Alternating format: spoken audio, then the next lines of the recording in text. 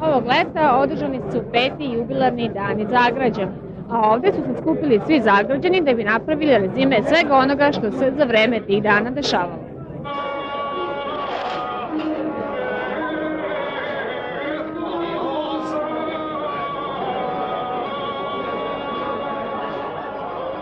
Dani Zagrađa su manifestacije koje se održavaju od početka jula pa do pred kraj avgusta. U tom programu se odvijaju svakodnevno ili skoro svakodnevno kulturno-zabavna, sportska događanja, mislimo na pozorišne predstave, na pesničke večeri, izbor lepotica, turnir u fudbalu, turnir u šaku i tako dalje.